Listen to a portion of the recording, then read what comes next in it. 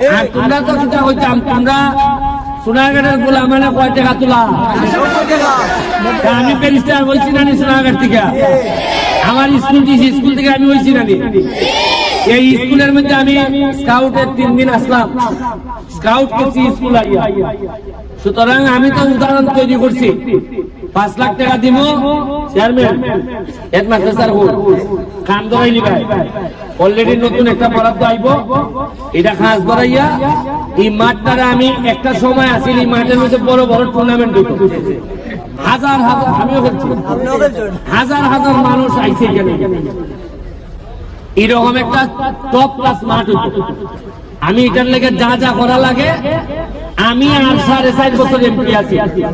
4.5 বছরে মিনিমাম 50টা মাঠ বড় মাঠ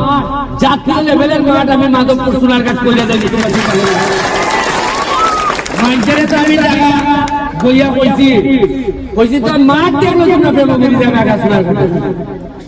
বাইরে মানুষ আইলে মাঠ দেখলো যে বাবার এই জায়গা আর থাকতাম না আর এখন এমনি তোমরা খবর পাইছো কিনা মানুষে বাইক কিনা জায়গা কিনতেছে খালি সোনারঘাট মাধবপুর জায়গা কিনে খেলে কিনে বুঝতেছে এটার দাম বাড়বো এবং তোমরারও দাম বাড়বো আত্মালি দাও